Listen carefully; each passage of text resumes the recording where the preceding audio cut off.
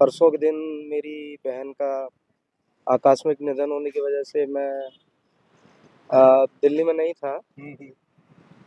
जैसे ही मेरी बहन का अंतिम क्रियाक्रम समाप्त हुआ मेरे घर पर, मैं वहाँ से भागा हुआ आया और सुबह 7 बजे मैं यहाँ पर पहुँचा। जो इलेक्शन कमीशन है हमारा और जो बाकी पार्टी के कैंडिडेट्स हैं, बाकी पार्टी है, उनके पूर्ण सहयोग के बाद भी मैं जो तय समय सीमा थी उसमें कैंपस में नहीं पहुँच पाया। कुछ घंटे देरी के कारण मैं अपना जो मुझे प्रेसिडेंशियल स्पीच देना था, जो मुझे अपने छात्रों के सामने बात रखनी थी, जो हमारे समाज के मुद्दे हैं, जो मुझे छात्रों के सामने रखने थे, जो जेएनयू के मुद्दे हैं, वो मैं अपने समाज के सामने, अपने जेएनयू समुदाय के सामने नहीं रख पाया। तो उसके लिए मैं बड़ा क्षमा प्रार्थी हूँ जेएनयू समुदाय से। सब बहुत मजबूती से इस बार लड़ रहा है और हमें उम्मीद है इस बार हम ही लोग जीतेंगे।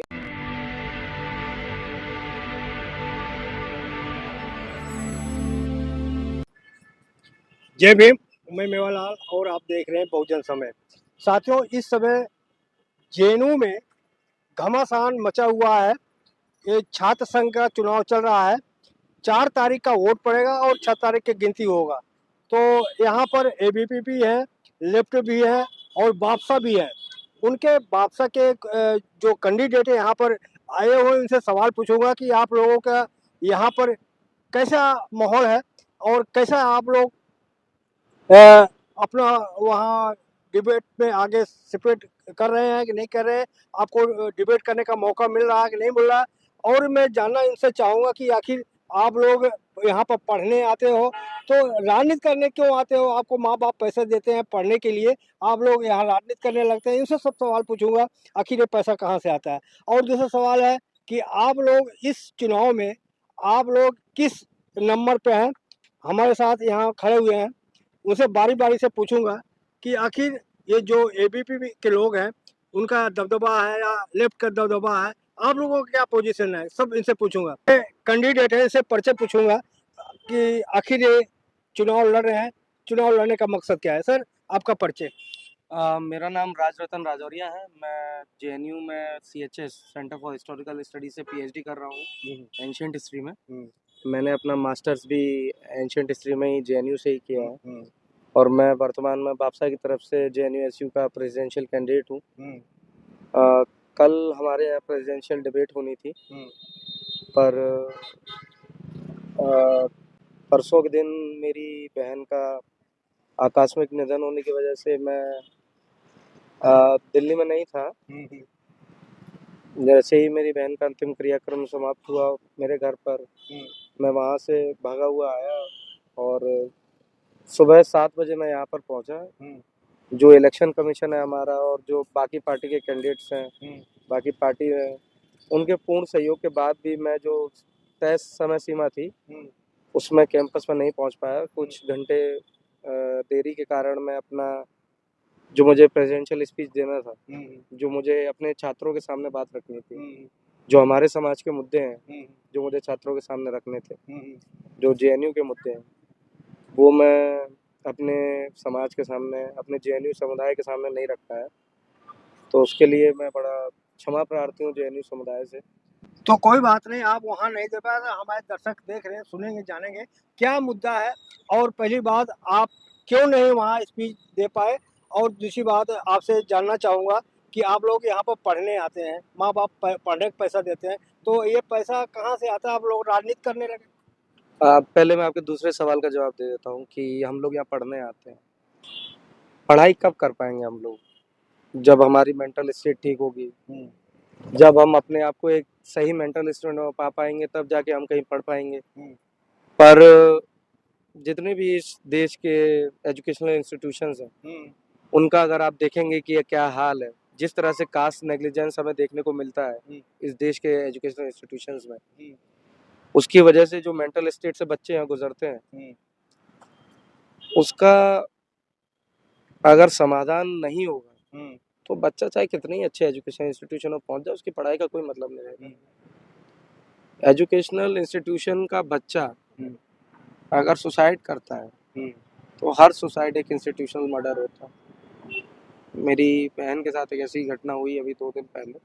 आप ये कहना चाहिए जो रोहित बोरमिला के साथ हुआ वो आपके बहन के साथ हुआ?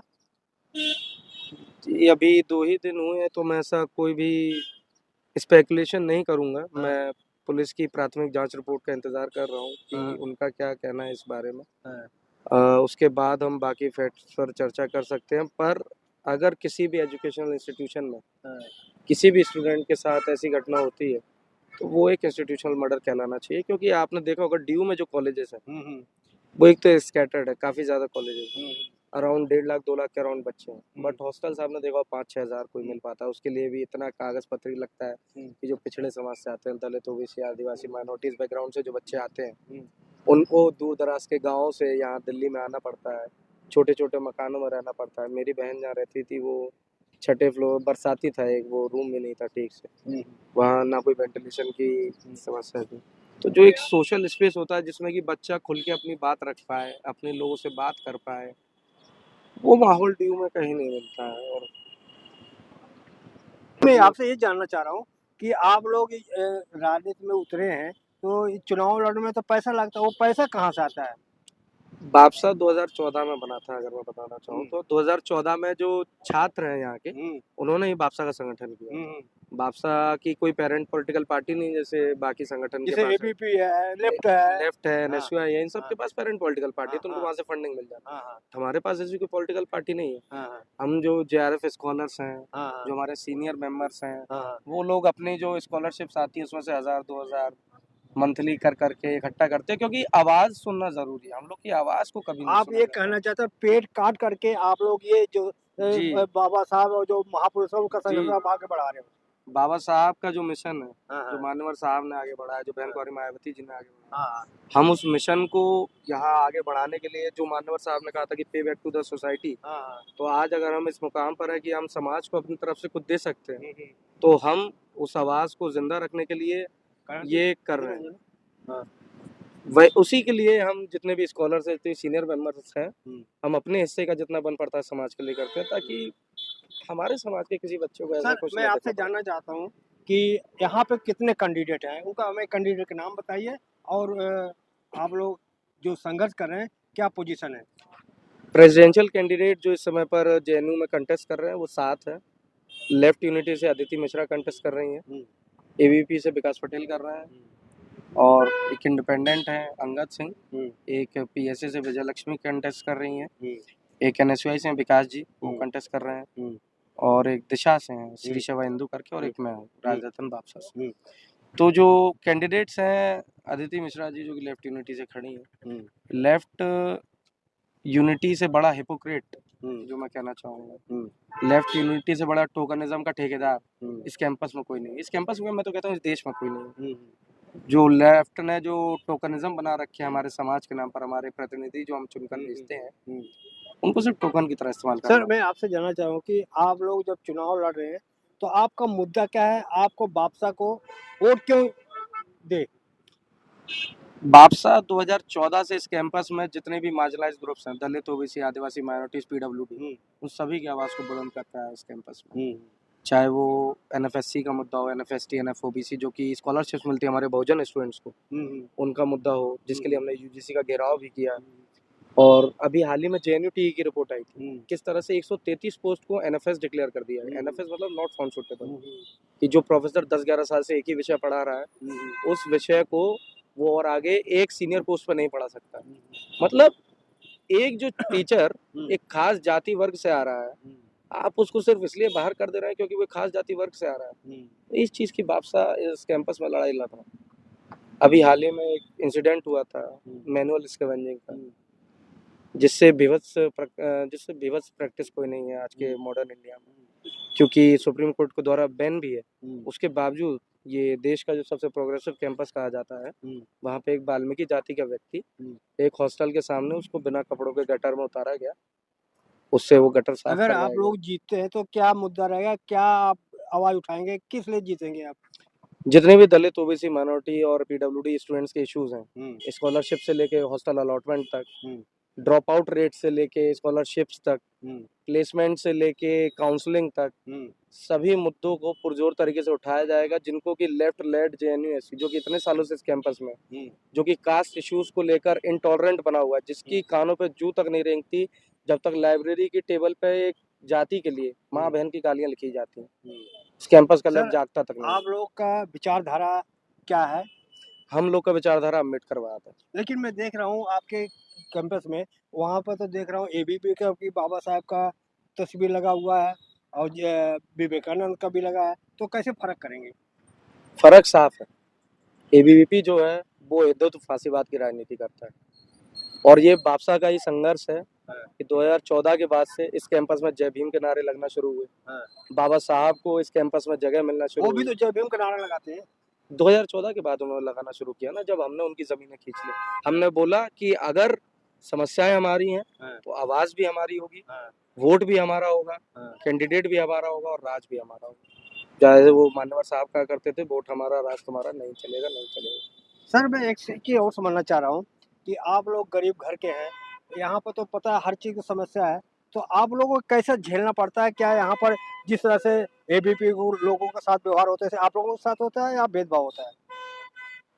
पर्सनल लेवल पे तो होता ही है, जिसकी वजह से कई बच्चे बाहर निकल के नहीं आ पाते। इसलिए हमारा एक मुद्दा ये भी है कि क्लिनिकल साइकोलॉजिस्ट परमानेंटली रखा जाए यूनिवर्सिटी में, हाँ, क्योंकि पर्सनल लेवल पे तो होता ही है। और जब हम हॉस्टल में रहते हैं तो हॉस्टल की दीवारों पे लिख दिया जाता है कि दलित भारत छोड़ो, चमार भारत छोड़ो। हाँ, लाइब्रेरी पढ़ने जाते हैं तो वहाँ लिख दिया जाता है, हाँ। चमारों को लेकर उनकी माँ बहन के लिए गालियाँ लिखी जाती हैं। जब हम क्लासेस में जाते हैं तो वहाँ टीचर हमसे ऐसे बिहेव करते हैं जैसे हम पता नहीं तो आपका किसी, तो कोई सीनियर हो, उसे कंप्लेंट नहीं करता? वही हम लोग को जब कंप्लेन हमारे पास आती है, पर हम रोज इतने कंप्लेन्स आते हैं, हम कहाँ तक एफईजी बर्निंग करेंगे, हम कहाँ तक मेमोरेंडम लिखेंगे। तो आपका कोई सुनने वाला नहीं है? बिल्कुल भी सुनने वाला नहीं है इस कैंपस में। उसी के लिए बादशाह हमेशा संघर्ष करता है, और जितनी आवाज हो सकती है हम उतनी आवाजों को उतना यहाँ बुलंद करने की कोशिश करते हैं। इसीलिए हम बात करते हैं सोशल ट्रांसफॉर्मेशन की, ना कि सोशल जस्टिस की, जो कि मानवर साहब कहा करते थे। जी, आपका जो कैंडिडेट कौन-कौन सा है?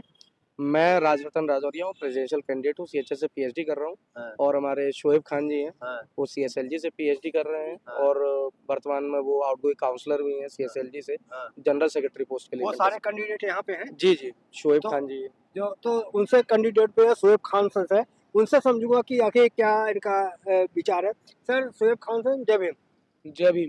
सर, आपके पास मैं इसलिए आया हूँ कि यहाँ पर तो धूम मचा हुआ है एबीपी का, लेफ्ट का। आप लोगों का क्या पोजीशन है? आप लोग किस पोजीशन पे हैं?